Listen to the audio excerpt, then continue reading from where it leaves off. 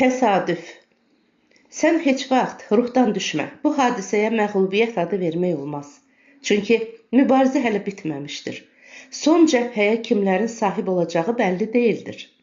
İki döyüşən qüvvət növbətlə qələbə əldə edə bilər. Lakin mübarizənin sonunda hər kəs qazandığı qələbəni əlində möhkəm saxlamağı bacarsa, həqiqi qalib odur. Əmir isə əldə etdiyi qələbəni hələlik möhkəmləndirə bilməmişdir. Mən elə zənn edirəm ki, bu qələbə nəhayət onun ifşa edilməsi ilə nəticələnəcəkdir. Nizami bu sözləri Fəxrəddinə deyirdi, lakin Fəxrəddin bir daha qələbə əldə edə biləcəyinə əmin deyildi. Onun fikrincə Atabəy məmləkətin vəziyyətini öyrənmədən və xalqın həyatı ilə tanış olmadan arandan gedəcəkdi. Buna görə də o şübhələrini Nizamiyə açmaq istədi. İndi əmir bizdən çox asanlıqla intiqam ala biləcəkdir. Madam ki, Atabəy 3 günün müddətində bir kimsəni qəbul etməmiş və xalqın nümayəndələrini yanına çağırmamışdır. Demək, biz bundan yaxşı heç bir nəticə gözləyə bilmərik. Sən xalqın əlində qalan ərizələri yığıb saxla, qorxudan yandırılmış ərizələrin təzədən yazdırılmasına çalış. Heç şübhə yoxdur ki, Atabəyə verilən ərizələrin hamısı bizim əleyhimizə olmasa da əmrin leyhinədir. Atabəy mütləq məni öz yanına dəvət edəcəkdir. Mən sənə söz verirəm. Mənə inan. Əlində yığılıb qalan ərizələri Atabəyin şəxsən özünə verəcəyəm. Əmir mənə heç bir şey edə bilməz. O məni məhv etməyi bacarsaydı, Atabəyin bura gəlməsini gözləməzdi. Gec, tez, mən əmirlə üz-üzə gəlməyə məcbur olacağam. İndi çox əlverişli bir gündür. Onun xəyanətlərini üzünə çırpmaq lazımdır. Sən mənə inan. Atabəyin əmirə qarşı bəslədiyi müsbət fikirləri tamamilə dağıdacağam. Lakin mən yalnız bir şeydən qorxuram. Nizami bu sözləri dedikdən sonra sustu. Fəxrəddin isə onun bu son sözlərindən şübhələnərək soruşdu. Səni qorxudan səbəbləri mənə söyləyə bilməzsənmi? Nizami Fəxrəddinin bu sualından sonra qalxıb otaqda bir qədər gəzindi və dedi. Bizim mübarizəmizin çətinliyi orasındadır ki, mübarizə apardığımız adam hər bir alçaqlığa getməyə qabildir. Əsrimizdə bu cür adamlar çoxdur. Onlar xain, dəyərsiz, qabiliyyətsiz olduqları üçün yüksəlməyi ancaq alçaqlıqda axtarırlar. Bizim mübarizə apardığımız əmir də bu qəbil adamlardandır. O bugün Toxtamışın tədbirləri nəticəsində yaxasını şikayətçilərin əlindən qurtardısa da, bu müvəqqətidir. Onu Azərbaycanda heç bir qüvvət yaşada bilməz. Onu burada saxlaya bilən bir qüvvə varsa, o da gənc və gözəl qızı Qətibədən ibarətdir. Fəxrəddin bu sözə etiraz edərək dedi, ola bilməz. Qız çox gəncdir, Atabəy isə yaşlıdır. Sən tarixi unutma. Xəlifə Faim bi Əmrullah öz 13 yaşlı qızı Seyidəni 65 yaşında olan Toğrul bəyə nə məqsədlə vermişdisə, bizim əmirimiz də öz 22 yaşlı gözəl qətibəsini 60 yaşında olan Atabəy Məhəmmədə haman məqsədlə verə bilər. İndi məni anladın mı? Məni qorxudan cəhət də bundan ibarətdir. Hazırda biz alçaqlıq və həyasızlığın həqiqətlərə üstün gəldiyi bir əsrdə yaşamaqdayıq. Nə edəcəksən? Biz hər nə olursa olsun bütün həyasızlıq və alçaqlıqlara qarşı həqiqətlə müqabilə edəcəyik. İndi məğlub olsaq da tariximiz qalib çıxacaqdır. Sənə bir vəsiyyət edəcəyəm. Heç bir zaman gedin, qorxmayın, dalınızca gəlirik deyənlərə inanma. Elələri bir çətinlik hiss etdiyi zaman ya qayıdıb qaçar, ya ki düşmənə satılaraq səni arxadan vurar. Bu xəyanəti ancaq yuxarı təbəqə içərisindən gözləməlisən. Aşağı təbəqəni qəsbkarlara qarşı mübarizənin qabaq cərgələrində görəcəksən. Onlar öz haqları və öz rəhbərləri yolunda ölməkdən qorxmazlar. Çünki onlar keçirdikləri həyatda hər gün bir neçə kərə ölüb yenə də dirilirlər. Ölüm onlar üçün o qədər də dəhşətli deyildir. Fəxrəddin Nizaminin əlini sıxaraq, Belədir böyük şair dedi. Lakin bizim arxalandığımız yoxsullar da qəsbkarlara öz avamlıqları üzündən tez-tez aldana bilərlər. Əmir isə hər gün mənim üçün bir hadisə törədir. Səba kimi bir əxlaqsızı mənə qarşı qoyubdur. Nizami heyrətlə qaşlarını çataraq soruşdu. Səbanın hərəkətlərini sən bir hadisə mi hesab edirsən? Onun məni saraya aparmaq istəməsi məyər qorxulu bir hadisə deyilmidir? Çox əcəb, o səni saraya dəvət etdi, sən də boyun qaçırdın. Burada nə kimi bir hadisə vardır? Vardır, böyük hadisə baş verdi.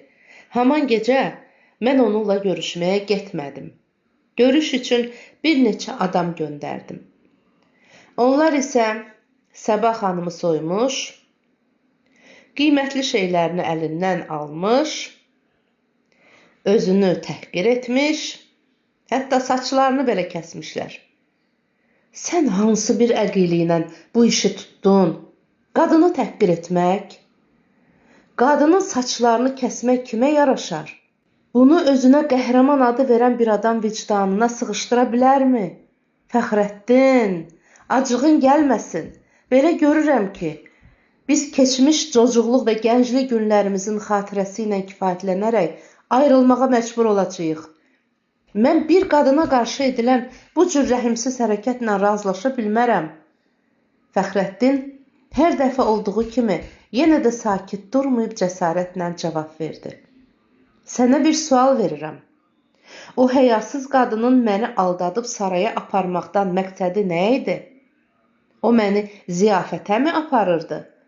Əcəba, saraya girən kimi mən məhv edilməyəcəkdimmi? Məni öldürmək istəyən bir xainə nə cəza verəydim? Mən onu hələ öldürməli idim. Lakin saçlarını kəstirməklə bu dəfə ona xəbərdarlıq etdim. Sənin dediklərin doğrudur. Orada səni məhv edəcəklərdi. Getmədin, çox da əqilli iş gördün. Lakin sən Səba xanımın əmirdən gətirdiyi məktubu alıb cibinə qoymalıydın.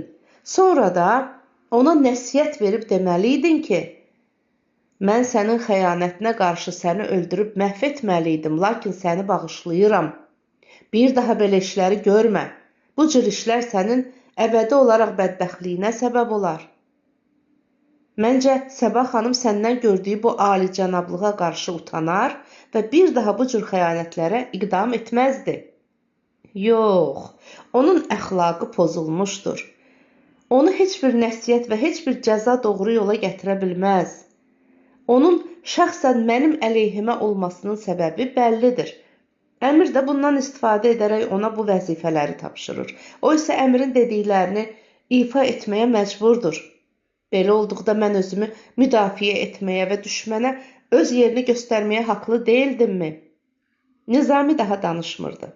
Səba məsələsinin bu kimi bir təhqirlə həll olunduğu onu təbii halından çıxarmışdı.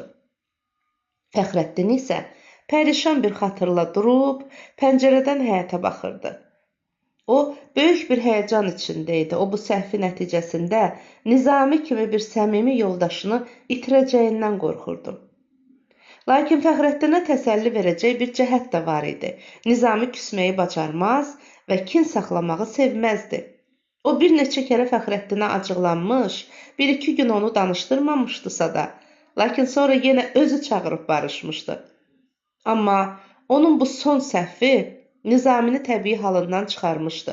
O, bir dəqiqə də olsa saç kəsilməsi məsələsini yadından çıxara bilmirdi. Tez-tez evi dolaşır və deyirdi. Kimə söyləyəsən, bir qadını təhqir etmək bəs deyilmiş. Üstəlik bir saçlarını da kəstirdin. Fəxrəddin danışmırdı. O, pəncərədən həyətə baxıb düşünürdü. Bu anda bir dilənçi qadın küçə qapısından həyətə girdi. Həyətdə kimsə yox idi. Qadın ocağın başına tərəf irəlilədi. Bir daha o tərəf bu tərəfə baxıb, qoynundan nə isə çıxartdı və tələsik ocaq üstündə qaynamaqda olan qazançıya tökdü. Dilənçi qayıdıb həyətdən çıxmaq istərkən, birdən Fəxrəddin dəli kimi yerindən sıçrayaraq qışqırdı. Dayan, haramzada! O cəld həyətə atıldı və dilənçinin qolundan tutub otağa çəkdi. Dilənçi qorxusundan titrəyirdi. Fəxrəddin onu üzü üstə yerə atıb xəncərini çəkdi. De görüm qazançıya atdığın nə idi? Dilənçi qadın yalvarmağa başladı. Rəhm et, öldürmə. Bu mənim işim deyildi. Fəxrəddin isə sakit olmayaraq təkrar edirdi. De görüm qazançaya atdığın nə idi? Nizami dilənçinin və Fəxrəddinin danışıqlarından heyrətə düşmüşdü. O, məsələnin nədən ibarət olduğunu və mübahisənin nə kimi bir cinayət üstündə başlandığını bilmirdi. Buna görə də Fəxrəddinə müraciət edib qışqırdı. Bu nə deməkdir? Mənim evimdə zavallı dilənçini nə üçün incidirsən? Fəxrəddin ona cavab verməyərək dilənçiyə təpindi. Doğrusunu söyləməsən, heç bir nəsiyyətə baxmayıb səni öldürəcəyəm. Dilənçi bu dəfə Nizamiyə yalvarmağa başladı. Məni öldürməsin. Hər nə varsa əvvəldən axıra qədər deyəcəyəm. Allah o qızın evini yıxsın. Mənim bu cür işlər nəyimə lazım idi? Nizami soruşdu. Hansı qızı deyirsən? Adını bilmirəm, amma özünü tanıyıram. Əbülülanın evində olduğu zaman mənə olmazın ehsanlar etmişdi. İndi də əli böyük yerlərə çatıbdır. Hər cümə axşamı qəbristanda mənə rast gələndə yenə də ovuc dolusu pul verib keyfimi xəbər alırdı. Bir gün yenə də o məni qəbristanda görüb bir ovuc pul verdi və dedi ki, sənə bir iş tapşıracağam. Hərgah yerbəyər edə bilsən səni dilənçiliyin əlindən qurtaracağam. Dedi ki, mən bir torpağa cadu oxutdurmuşam, onu aparıb filankəsin xörəyinə tökməlisən. Mənim günahım bundan ibarətdir. Vəssalam. Nizami Fəxrəddinə müraciətlə sən bunun qazançıya bir şey tökdüyünü gördünmü? Deyə soruşdu. Bəli, gördüm. Qazançıya tökdüyü cadu torpağı deyil. Sizi zəhərləmək üçün hazırlanmış zəhərdir. İndi bu saat onun zəhər olmadığını bilərsən. Fəxrəddin bunu deyərək cibindən çıxardığı zəhərləri açıb dilənçiyə göstərdi. Qazançıya tökdüyün torpaq bu torpaqdan idimi? Qadın ağlaya-ağlaya, bəli, bu torpaqdan idi, dedi. Fəxrəddin Nizamiyə tərəf döndü. Bu zəhərlər Səbah xanımın cibindən çıxmış şeylərin içərisində idi. O səni də, Rəna xanımı və Məhsəti xanımı da məhv edəcəkdi. İndi deyin görüm, mən onu öldürməməkdə səhv etmişəm ya yox? Bu onun şəxsi təşəbbüsüdür. Onu heç bir kəs buna məcbur etməmişdir. Qəbul rəsmi. Atabəy Məhəmmədin Gəncəyə gəldiyinin 3-cü günü carçılar Gəncə bazarında bu sözləri car çəkirdilər. Hər gün səhər saat 9-dan günortaya qədər Atabəy Məhəmməd Həzrətlərinin təyin etdiyi hökumət məmurları əhali tərəfindən veriləcək ərizələri qəbul edəcəkdir. Bir həftənin müddətində hər kəsin ərizəsi varsa gətirib verməlidir. Verilən ərizələri şəxsən Atabəy Həzrətlərinin özü oxuyacaqdır. Qəbul rəsmi səhər saat 9-dan başlamışdı. Eyni zamanda Atabəyin məmurları saray qapısından biraz kənarda kürsü qoyub oturmuşdular. Gətirilən ərizələri ağzı möhürlənmiş sandığın deşiyindən içəri salırdılar. Əmirin böyük salonu döşənmişdi. Atabəy Məhəmməd bir neçə gün qonşu hökumətlərdən gələn heyətləri qəbul etdi. Şirvan, Gürcüstan, Abxaziya və Ermənistandan gələn heyət üzvlərini qəbul etdi. Gətirilən hədiyyələri, xalıları və gözəl atları nəzərdən keçirdi. İkinci gün Gəncə xətibi və Gəncə ruhaniləri Atabəyin hüzuruna qəbul olundular. Şairlərdən ancaq Əbülüla çiynində qiymətli bir xələt olduğu halda Atabəyə təqdim edilərək yazdığı məthnaməni oxudu. Əbülülanın məthnaməsindən Atabəy o qədər də xoşlanmadı. Bir kəlmə də olsa danışmadı və şairi mükafatlandırmadı. Ancaq məclisə göz gəzdirib əmirə müraciət etdi. Bəs Gəncənin sənətkar şairi Nizami hanı? Onun şeirləri Xarəzm şahlar, Şirvan şahlar, Qızıl Arslanlar sarayında oxunduğu halda 2 addım məsafədə olan Əmir sarayında onun səsi eşidilmir. Mən Təbrizdə Qızıl Arslan sarayında qonaq qaldığım gün o, süfrə başında sənətkar şairin 2 misrasını oxudu. Nə qədər mozun, nə qədər şairanə idi. Fəqirəm, bəxtiyaram, sanmayın kim tirə baxdım var. Məhəbbət mülkünün sultanıyam, öz tac taxtım var. Bəs hanı Sultan Səncər xəzinəsinin qiymətli cəvahirlərini yaradan Məhsəti xanım? Hanı Azərbaycan mülkünün xəyyamı? O da burada yoxdur. Qızıl Arslan Məhsəti xanımdan bir neçə rübai oxuduqdan sonra məndə belə bir qənaət hasil oldu ki, Məhsətini oxuyan Xəyyamı oxuyanlar isə Məhsəti xanımı oxumuş kimidir. Mən Şimali Azərbaycan səyahətinə gəldiyim zaman hər şeydən əvvəl Xaqani, Nizami və Məhsəti xanımla görüşməyi qərar almışdım. Nədənsə mənim arzum əleyhinə olaraq sənətkar şairlərin heç birisini bu məclisə dəvət etməmişlər. Şair olmayan məclisdə xalq da yoxdur. Buradakılar isə məncə daima əmirin sarayında vaxt keçirən şəxsiyyətlərdir. Mənə qalırsa, əmir bu səhvini çox tez bir surətdə düzəltməlidir. Mədəniyyəti yaradan, məmləkətin nöqsanlarını hamıdan əvvəl hiss edən, xalqın arzu və iradəsini bədii bir şəkildə ifadə eləyən ancaq şairlərdir. Əmir qalxıb baş endirdi. Danışmaq üçün icazə aldı. Atabəy həzrətlərinin buyurduqları doğrudur. Lakin şeir dünyasının tacidarı Əbülüla olan məclisdə gənc Nizaminin və gənc Xaqaninin şeir oxumağa cürəti yoxdur. Məhsəti xanım isə çox qoca və bərk xəstədir. Atabəy əmirin sözünü ağzında yarımçıq qoyub dedi: Siz elə bilməyin ki, mənim vaxtım Fars və İraq ərəbdə gedən müharibələrə məşğul olduğu üçün Azərbaycandan xəbərim yoxdur. Aldığım məlumata görə qoca şair Əbülüla özündən sonra şeir dünyasına yol açan gənc Nizami və gənc Xaqanini görmək istəmir. Buna görə də mən əmirin sözünü bir cəhətdən təsdiq edərək deyirəm ki, bəli, Əbülüla olan məclisə nə Xaqani, nə də Nizamilər gəlmək istəməz. Bunun qüsuru yenə də məmləkətin idarəçilərindədir. Qocalara keçmişləri, gənclərə isə gələcəyi üçün qiymət verilsəydi, hər kəs öz əməyinin qədərincə mükafat alardı. Bugün minlərcə fərsəng yoldan Gəncənin ziyarətinə gələn Atabəy öz məmləkətinin dəyərli simalarını öz məclisində görmək saadətindən məhrum edilməzdi. Əmir həzrətləri elə bilməsin ki, hökümdarlar yalnız qılıncla məşğul olmalıdır. Mən Əşrəf Sani Səmərqəndi ilə görüşdüyüm zaman qoca filosof birinci görüşdə məndən gənc Nizamini soruşdu. Seyid Həsən Əşrəf Qəzvini çox ixtiyar bir şair olduğuna baxmayaraq, uzaqdan uzağa Nizaminin və Xaqaninin müridi kəsilmişdir. Mənim sarayımda aylarca qonaq qalan Həkim Suzəni Səmərqəndi, Cəmaləddin, Əbdülrəzzaq İsfahani, Həkim Muxtari, Şəhabəddin, Məhəmməd İbn Rəşid Qəznəvi, Nizami Əruzi Səmərqəndi, Şah Səncan, Xacə Cəlal Dərəkani və sairlərinin dilindən ancaq Nizami və Xaqaninin sənətkar şair olduğuna dair mətlər eşitdim. Lakin Azərbaycanda bunun əksinə təsadüf edirəm.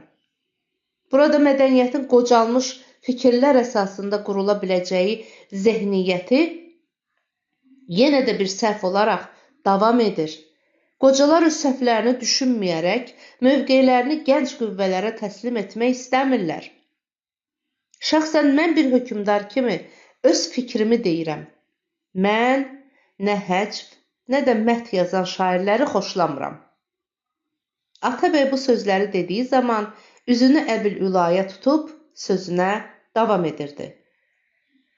Azərbaycan bizim məmləkətlərimizin içərisində ən mədəniyyətli və irəlidə gedən bir ölkədir. Siz alimsiniz, özünüz tarixi yaxşı bilirsiniz.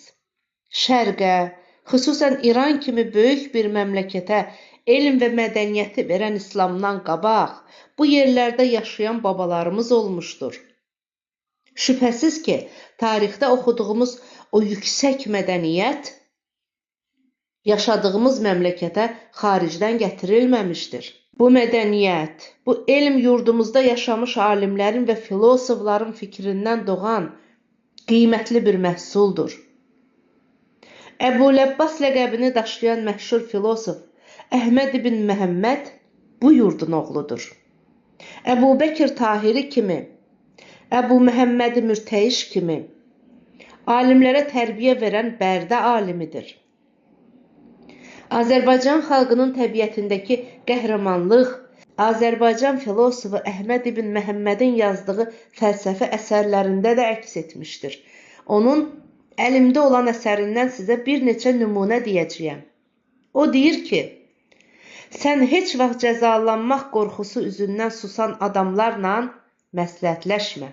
O deyir ki, görüşündən müsbət bir nəticə əldə edə bilmədiyin adamın sözündən də müsbət bir nəticə ala bilməzsən. Lakin mən qocaman şair Əbül-Ülanın gənc şairə, hətta öz damadı olan Xaqaniyə yazdıqları həcivləri Qızıl Arslanda gördüyüm zaman məyus oldum. Əbül-Ülanın, Əbül-Abbasların yurdunda yaşamaq səlahiyyətinə malik olmadığını təyin etdim. Sizin Xaqaniyə yazdığınız həcvin bərabərini Xaqani sizə yazsaydı, o, gəncdir, səhv etmişdir, bağışlamaq olar deyərdik. Lakin ixtiyar bir şair öz damadına, öz övladına qarşı bu cür rüsvaçılıq yaradırsa, buna nə ad qoya bilərik? Məncə, belə bir şair mədəni Azərbaycanın şairi olmaq səlahiyyətinə layiq deyil. Qoca şair məndən rəncidə xatir olmasın. O mənə yazdığı mətnaməni oxuduğu zaman ətim çimçəşirdi. Öz-özümə deyirdim, əcəba bir insanı, bir şəxsiyyəti bu qədər də təhrif etmək olarmı? Çünki insanlara layiq olmadıqları sifəti verib tərif etmək, təhrif etmək deməkdir. Şair burasını bir kərəlik bilməlidir ki, mətnamələri ancaq axmaq adamlar sevə bilərlər. Sən mənim gördüyüm işləri təsvir etsəydin, bunun məmləkət üçün xeyirli və yainki zərərli olduğunu qeyd eləmiş olsaydın, şeirinə ictimai bir qiymət vermək olardı. Sən alim bir şairsən. Özünə aydındır ki, xəlifə nüfuzu hökm sürən məmləkətlərin içərisində Azərbaycan hamıdan artıq diqqət nəzərini cəlb edir. Bu məmləkətdə olan siyasətin, iqtisadi və ictimai həyatın özü də başqa məmləkətlərdən fərqlidir. Bu məmləkətin üsyançısı da, qəhrəmanları da başqa məmləkətlərə nisbətlən mədəni, əqilli və bacarıqlı olmuşlar. Yurdumuzun Babəki, daha əvvəl Astiyağı, Fərhadı, şərq dünyasını kökündən dəbərtmiş olan tarixi simalardır. Onların evladının şuurunu həcivlər və mətnamələrlə korlamaq istəyən şairlər məncə xələtlərə yox, cəzalara layiqdir. Atabəy Məhəmməd sözünü bitirdi. Əmir yenə ayağa qalxdı, icazə alıb danışdı. Atabəy həzrətləri xalqın avamlığını bilməmiş deyil. Məhsətini qara cəmaat tökülüb sürgün etmişdi, qara cəmaat da gedib təntənə ilə Gəncəyə gətirdi. Atabəy əmirin sözləri ilə razılaşmadı, qəti olaraq əmr verdi. Səhvləri düzəltmək lazımdır. Məmləkət idarəsi başında duran adamlar hər kəsin öz qiymətini verməlidir.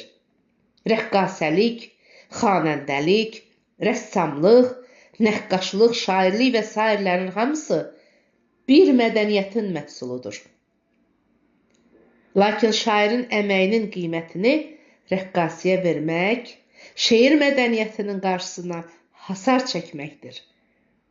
Belə hallarda yazıcı və şair gülünc bir vəziyyətdə qaldığı üçün özlüyündə yazıçılığı, şeiri buraxıb rəqqasəlik etsəydim, daha xoşbəxt olardım deyə düşünərdi. Mən dünən gecə əmirin rəqqasələrinin daşıdığı daşqaşı, zər-zivəri gördüyüm zaman Nizami və Məhsəti xanımın bir arıq inəyin südü ilə yaşadıqlarını xatırladım. Başımda tüklərim qabardı. Təbiidir ki, Nizami və Məhsəti ehsanlar üçün şeir yazan sənətkarlar deyildir. Lakin bizdən qədirdanlıq tələb olunur. Mədəniyyətin inkişafı bunu hər bir hökmdardan tələb edir. Şairə verilən qiymət onun acılığı üçün yox, sənəti və yaradıcılığı üçün verilir. Əmir cənabları bu saat öz adamlarını göndərib Nizamini və Məhsəti xanımı öz dostları və tanışları ilə bərabər bura dəvət etməlidir. Yüksək təbiətli bir zatı görmək nə qədər maraqlıdırsa, onun həmsöhbətlərini görmək də o qədər maraqlıdır. Atabəy bu sözlərdən sonra Şirvanşahı tərəfindən gəlmiş heyətin sədri Nəcməddinə müraciət edib, mənim səmimi salamlarımı Əbülmüzəffər həzrətlərinə aparıb deyərsiniz ki, iki məmləkət arasında olan səmimi dostluq əlaqəsi tarixi əsaslar üzərində daha da inkişaf edəcəkdir. Mən Şimali Azərbaycana gəldiyim zaman qardaşım Qızıl Arslan xüsusi bir sifariş vermişdir ki, o da Nizami, Xaqani və Məhsəti xanıma səmimi salamlar yetirməkdən ibarətdir. Şirvana getdiyiniz zaman Qızıl Arslanın salamını gənc şair Xaqaniyə yetirin. 4-cü gün Atabəy Məhəmməd Nizami ilə Məhsəti xanımı və həqiqi Azərbaycan nümayəndələrini qəbul edəcəkdi. Atabəy verilən ərizələrlə məşğul olduğu üçün rəsmi qəbul vaxtı 2 saat təxirə salınmış və bu barədə nümayəndələrə xəbər verilmişdi. Saat 11-də Atabəy qəbul salonunda göründü. Yığılmış nümayəndələri gözdən keçirib salamladı və əmirə müraciətlə torpaq üstündə şikayət verənlər burada hazır deyilsə, hazır edilmələrinə əmr verin. Hamısı buradadır, Əlahəzrət, dedi. Atabəy sözünü davam etdirib soruşdu. Qabaqca mənə verilən ərizələrin hamısı torpaq sahiblərindən idi. Mənə elə gəlir ki, indi torpaqlarda yaşayanları da dinləmək lazımdır. Dünən verilən ərizələr içərisində mülkədarlar tərəfindən verilən ərizələrə cavab verə biləcək vəsiqələr vardır. Lakin mən bununla kifayətlənə bilmirəm. Kəndlinin özünü danışdırmaq daha da faydalı olar. Hüsaməddin qəbul salonuna daxil olub baş endirdi. Nizami və Məhsəti xanım gəlir. Salon bir-birinə dəydi. Şair Əbülüla Gəncə xətibi ilə yan-yana oturmuşdu. Onlar salonda oturanlara göz gəzdirib nə kimi bir vəziyyət aldıqlarını yoxladılar. Hər kəsin üzündə bir şadlıq əlaməti hiss etdilər. Yalnız əmiri özləri kimi qəmgin və narazı bir çöhrədə gördülər. Əmir də onların vəziyyətini hiss edərək qaşları ilə, çiyinləri ilə işarə verdi. Bu işarə nə etməliyik ki, məcburiyyət vardır sözlərini ifadə edirdi. Xidmətçilər salon qapısının ipək pərdəsini qaldırdılar. 2 böyük zat içəri girdi. Onlardan birisi gənc şair Nizami, o birisi isə qoca şairə Məhsəti xanım idi. Birisinin saç və saqqalı qapqarı idi. O birisinin saçları isə işıqlanmağa başlanmış dan yeri kimi parlayırdı. Atabəy onlara baxdığı zaman 2 böyük dünyanın onun oturduğu taxta tərəf irəlilədiyini hiss edir və düşünürdü. Məhsəti xanım həm qocalıq, həm də xəstəliyinə cəhət olduqca zəif idi. Onun bir qolundan Nizami, o biri qolundan isə Fəxrəddin tutmuşdu. Atabəy artıq taxtının üstündə oturmağı bacarmadı. Sürətlə yerindən qalxdı. Atabəy ayağa qalxdığı zaman kimin öz kürsüsü üstündə oturub qalxmamağa cəsarəti var idi. Əmir də dərhal ayağa qalxdı. Qonşu dövlətlərin nümayəndələri, Gəncə ruhani və əyanları, hətta Əbülüla və Gəncə xətibi də ayağa qalxdılar. Atabəy onların daha da irəli gəlib baş endirmək, yaxud salam vermələrinə razı olmadı. Dərhal irəli gedib qabaqca Məhsəti xanımın əlini öpdü, sonra da Nizaminin əlini sıxıb görüşdü. Fəxrəddinə tərəf dönüb Nizamidən soruşdu. Bu cənabı tanımıram. Nizami cavab verdi. Bu cənab Aran əsilzadələrindən, Aranda öz qılıncları ilə şöhrət qazanmış Soltanlı tayfasındandır. Adı Fəxrəddindir. Aran xalqının nümayəndəsi sifəti ilə Əlahəzrətə təqdim olunmaq üçün gəlmişdir. Mənim məktəb yoldaşım və gənclik sirdaşımdır. Atabəy Fəxrəddinin əlini sıxıb, ziyarətinizdən məmnun və məhzun oldum, dedi. Sonra Nizami və Məhsəti xanıma tərəf dönüb əlavə etdi. Məni bağışlayın. Qardaşım Qızıl Arslanın salamını sizə yetirmək üçün özüm yanınıza gəlməli idim. Lakin sizi bu tarixi məclisdə görüb qardaşımın salamını yetirmək istədim. Qızıl Arslan sizin rahatınızı təmin etmək üçün mənə dəfələrlə tapşırıq vermişdir. O, 2 nəfər sənətkarın bir inəklə güzaran etdiklərini çox təəssüflə mənə söyləmişdir. Eyni zamanda sizin heç bir kəsdən mükafat və xələt qəbul etmədiyinizi də əlavə etmişdir. Lakin cəsarətlə demək istəyirəm ki, yoxsulluq və ehtiyac şairin yaradıcılıq qüdrətini azalda bilər. Əyləşin, rica edirəm. Atabəy bunları söylədikdən sonra Nizamini sağında, Məhsəti xanımı isə sol tərəfində əyləşdirdi. Atabəy Məhəmməd söhbət arasında Nizamiyə müraciətlə mən Həmədandan Şimali Azərbaycan səyahətinə çıxdığım zaman sizin yazdığınız şeirləri öz ağzınızdan eşitmək arzusunda idim. Bugün haman arzularıma nail ola bilərəmmi? Nizami, mən heç vaxt mətnamələr yazmamışam. Sizin də mətnamələri sevmədiyinizi bilirəm. Qardaşınızın məktublarından da bunu hiss etmişəm, dedi. Mən arzu edərdim ki, siz bir şeirinizi mənə oxuyasınız. Hansı şeiri? Fəqirəm, bəxtiyaram, sərlövhəli şeirinizi. Etirazım yoxdur. Nizami bu sözü söylədikdən sonra ayağa qalxdı. Bütün nümayəndələr qulaq kəsilərək şairin səsini eşitmək və onun sənətcə böyüklüyünü görmək istəyirdi. Nəhayət, şair şeirini başladı. Fəqirəm, bəxtiyaram. Fəqirəm, bəxtiyaram. Sanmayın kimtirə baxtım var. Məhəbbət mülkünün sultanıyam, öz tac taxtım var. Bu dəhrin yummuşam göz sərvətindən, xələtindən mən. Fəqirəm, feyz alır yüzlərcə hatəm şeir süfrəmdən.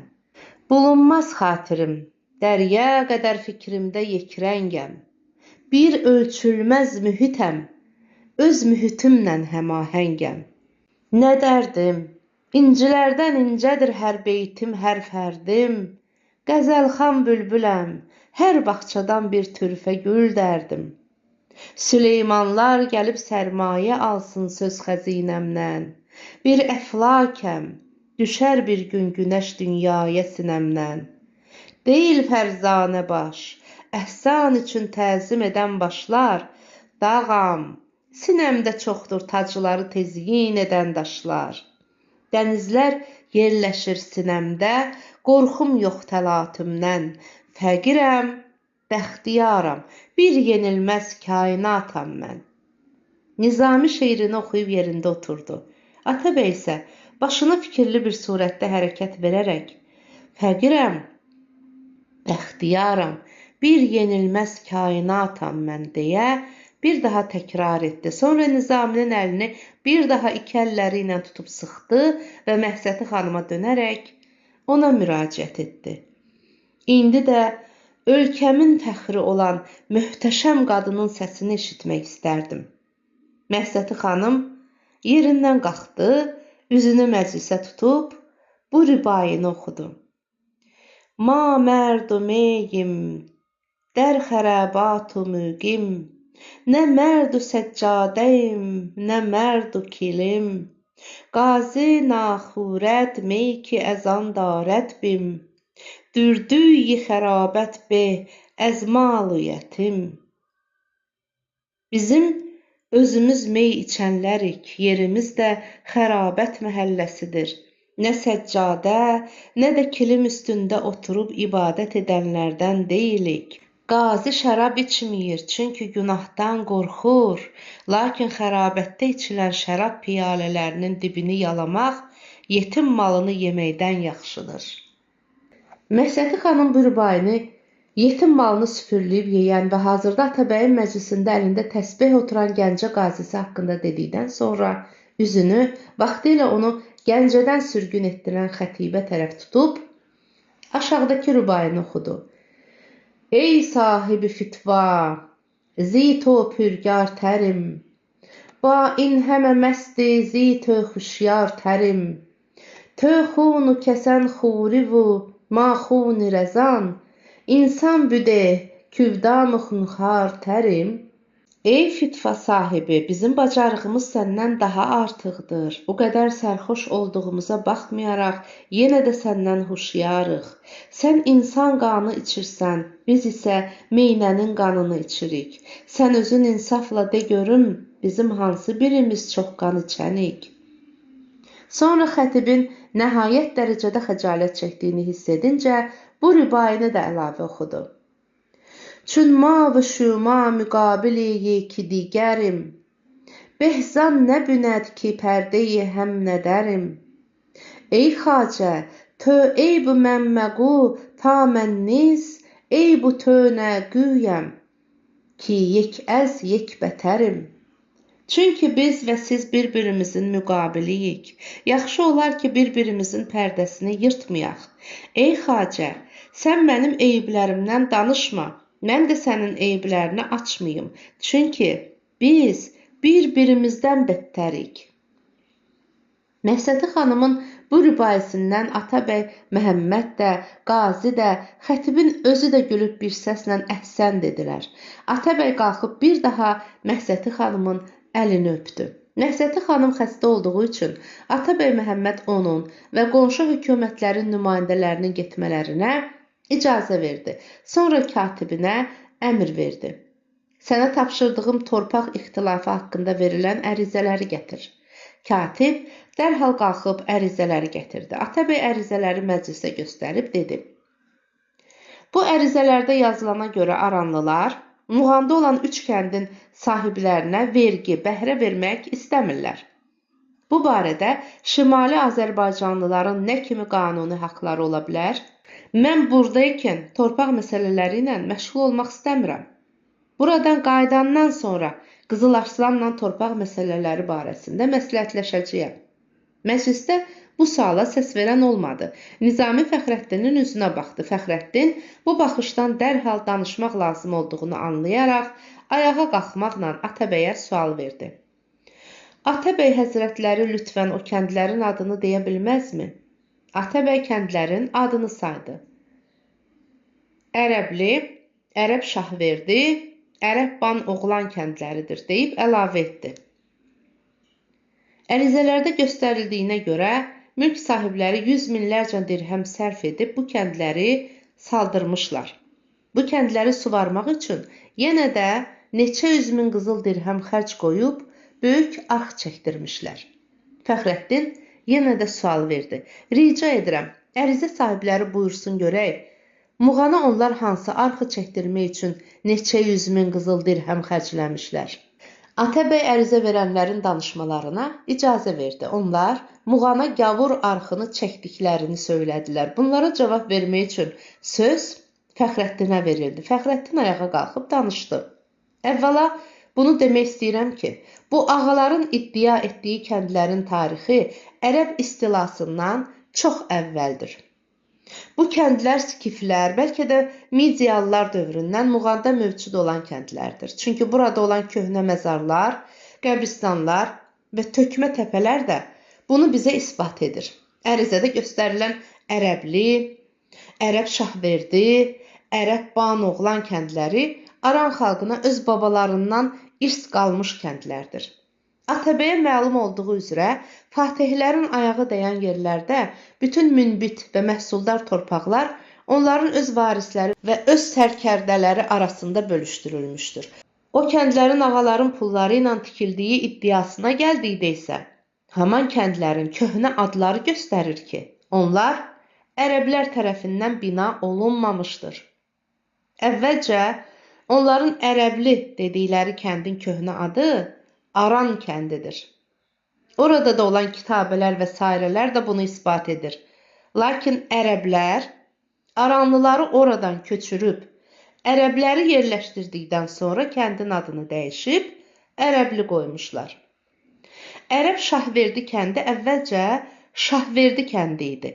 Ərəblər yerliləri sürgün edib, kəndi özlərinkilərə verdilər. O zaman bəri kəndin adı Ərəb Şahverdi qaldı. Elə də Ban Oğlan kəndi. Orada ərəblər yerləşəndən sonra kənd Ərəb ban oğlan adlanmışdır. Atabəy həzrətlərinə ərz etmək istəyirəm ki, bugün Azərbaycan mülkədarlarının əlində ata-babalarından qalmış minillik torpaq qəbalələri vardır. Hərgah doğrudan da bu ağalar iddia etdikləri kəndləri ikinci bir adamdan almışlarsa, onların əllərində qəbalələri olmalıdır. Yaxud kəndləri özləri saldırmışsa, yenə də kəndin salındığı yeri bir adamdan almaq lazım gəlirdi. Yalnız bu 3 kənd deyil, bir çox kəndlər vardır ki, onların xalqını qovub, yerində ərəb və fars fatihlərini yerləşdiriblər. Ümumiyyətlə, əvvəlcə burada Əlahəzrətin huzurunda muğan məsələlərini qoymaq lazımdır. Mən bu uzun məsələyə keçməzdən qabaq, ağaların muğana gavur arxı çəkdikləri iddiasına cavab verəcəyəm. Gavur arxının tarixi hər kəsə məlumdur. Muğan birinci dəfə ərəb fatihləri zamanında dağıdılmamışdır. Ondan əvvəl də fatihlər bu bərəkətli ölkəni dağıdıb bölüşmüşlər. Ağaların iddia etdiyi zaman bu arx miladdan 320 il əvvəl Makedoniyalı İskəndər zamanında yenidən bərpa edilmişdir. Bu vəsiqələri bir tərəfə buraxaq. Hərgah gavur arxı bu ağaların özü və babaları olan ərəb fatihləri tərəfindən çəkilsəydi, ona gavur adını qoya bilməzdilər. Bu adın özü də göstərir ki, bu arx İslamiyyətdən əvvəl bizim babalarımız tərəfindən qayrılmışdır. Çünki ərəblər bizim babalarımızı kafir deyə çağırırdılar. Atabəy Məhəmməd əhsən deyərək Fəxrəddini təqdir etdi. Fəxrəddin Atabəydən muğam məsələsinə aid sözünə davam etməyə icazə istədi. Atabəy, gənc natiq, səni çox məmnuniyyətlə dinləyirəm, deyə ona icazə verdi. Əlahəzrət muğanın tarixini oxumamış deyildir. Muğan Azərbaycan kəndlisinin əlində olmazsa, iqtisadi həyatı lazımi məhvər üzərində aparmaq mümkün olmayacaqdır. Muğanın hazırda böyük bir hissəsi Şirvan şahlığının əlindədir. Qalan yarısını isə 4-5 nəfər ərəb fatihlərinin nəvələri mənimsəmişdir. Əlahəzrət Muğanın Şirvan şahlığı əlində olan hissəsi haqqında da sərəncam etməlidir. Atabəy gülümsəyərək, Şirvanın Muğandan istifadə etməyə haqqı vardır, dedi. Tarix boyu onlar bu torpaqdan istifadə edib, yenə də etməlidirlər. Şirvan hissəsinə düşən Muğan heç bir vaxt Aranlıların əlində olmamışdır. Fəxrəddin, Əlahəzrət icazə verin deyərək sözünü davam etdirdi. Mən hazırki rəsmiyyətə salınmış Şirvan haqqında danışmıram. Bəs nədən danışırsınız, deyə Atabəy təəccüblə soruşdu. Mən elə zənn edirəm ki, Azərbaycan xalqının şikayəti ancaq torpaq üzərindədir. Mülkədarların iştahası heç bir qanuna tabe deyil. Yerli hökumətə gəldikdə mülkədarların tərəfindədir. Kəndlilərin ağır vəziyyətindən danışanlar üsyançı adlanır. Əmir tərəfindən təqib edilir, ədiblər və şairlər belə ölüm və zəhərlə qorxudulur. Atabəy başını aşağı salıb dinləyirdi. Fəxrəddin sözünü bitirdikdən sonra katibinə müraciət edib dedi. Zənn edirəm verilən ərizələr haqqında danışmaq yersizdir. Çünki ərizələrin hamısının məzmunu cənab Fəxrəddinin buyurduqlarından ibarətdir. Muğanda olan ixtilaflı malikanələr haqqında qeydlər götürün. Bu barədə Qızıl Arslana tapşırıqlar verəcəyəm. Əmirin uyğunsuz hərəkətləri və ədiblərin, şairlərin zəhərlə təqib edilmələri barəsində isə ciddi təhqiqat aparmaq lazımdır. Dəyərli izləyicilər, Məmməd Səid Ordubadinin Qılınc və Qələm romanının davamını dinləmək istəyirsinizsə, kanalımı izləməkdə davam edin. Abunə olmağı yaddan çıxarmayın.